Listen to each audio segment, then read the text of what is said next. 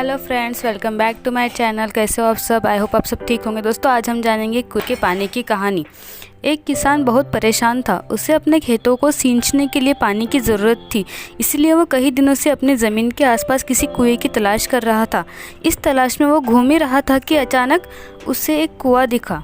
वह कुआं उसके खेतों से बहुत नज़दीक था, इसीलिए किसान खुश हुआ। उसने सोचा कि उसकी परेशानी ख़त्म हो गई। यह सोचकर खुशी खुशी वो घर चला गया। अगले दिन वह कुएं का पानी लेने कुएं पर जैसे ही पहुंचा तो उस कुएं के नज़दीक रखी बाल्टी कुएं में डाली। वहाँ एक आदमी आ धमका। वह किसान से बोला, यह कुआं मेरा है, तुमको इससे अगर पानी लेना है तुम्हें कुआं खरीदना होगा। यह बात सुनकर किसान कुछ देर रुका और फिर मन ही मन में सोचने लगा कि अगर मैं इस कुएं को खरीद लूँ तो मुझे कभी पानी की कमी नहीं होगी और न मुझे पानी के लिए इधर उधर भटकना पड़ेगा। फिर क्या था, दोनों के बीच एक रकम तय हुई।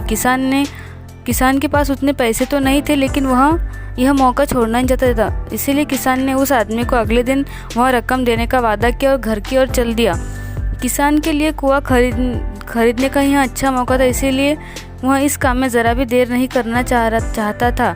घर पहुंचते ही उसने अपने करीबियों और दोस्तों को इस बारे में बात की और कुएं के पानी के लिए तय हुई रकम का इंतज़ाम करने में जुट गया। थोड़ी भागदौड़ और कोशिश के बाद आखिरकार उसने वह रकम जमा कर ली। अब वह पूरी तरह से निश्चित हो चुका था कि उसे कुआं खरीदने से अब कोई नहीं रोक सकता। जमा हुए पैसों को लेकर फिर वह घर चल दिया। उसे बड़ी बेसब्री से इंतजार था कि कब रात खत्म होंगी और वह कुआं खरीदने जाएगा। इस सोच में पूरी रात सो न सका। अगले दिन सुबह होते हुए कुआं खरीदने निकल पड़ा। उस आदमी के घर पहुंचकर किसान ने उसके हाथ में पैसे रखे और कुएं को खरीद लिया।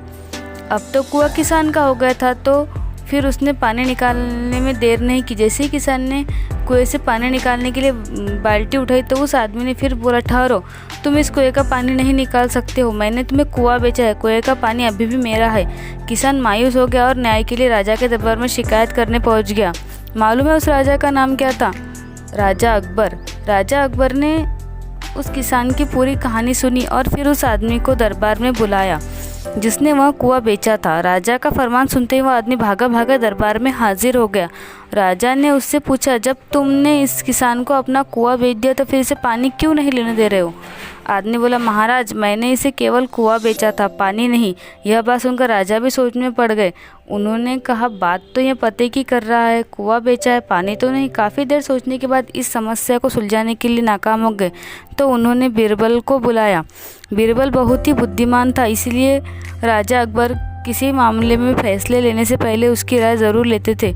बीरबल ने एक बार फिर दोनों से उनकी समस्या पूछी। पूरी बात जानने के बाद बीरबल ने उस आदमी से कहा, ठीक है, तुमने कुआं बेचा है, पानी नहीं, फिर तुम्हारा पानी किसान के कुएं में क्या कर रहा है? कुआं तुम्हारा नहीं है, फ़ौरन अपने पानी को कुएं से बाहर निकालो। बीरबल के इतने कहते ही उस आदमी को समझ आ गया कि उसकी चालाकी किसी काम नहीं आने वाली।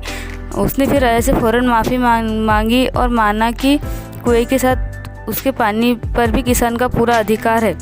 यह देखकर राजा अकबर ने बीरबल की बुद्धिमानी की तारीफ की और कुआं बेचने वाले आदमी पर धोखेबाजी के लिए जुर्माना लगाया। दोस्तों, इस कहानी से हमें यह सीखने को मिलता है कि अपने आपको दूसरों से अधिक चालाक नहीं समझना चाहिए। साथ ही धोखा देने की आदत से भी दूर रहना चाहिए, क्योंकि कोई ऐसा भी हो सकता है जो आपसे भी अधिक बुद्धि का इस्तेमाल करना जानता हो। ऐसे में आपका धोखा पकड़ा जाएगा और आपको आपके किए का भुगतान करना होगा, जैसे इस कहानी के अंत में कुआं बेचने वाले आदमी को करना पड़ा। तो दोस्तों, कैसी लगी आपको ये कहानी? अगर अच्छी लगी है तो प्लीज़ मेरे चैनल को लाइक, शेयर, सब्सक्राइब कर दीजिए।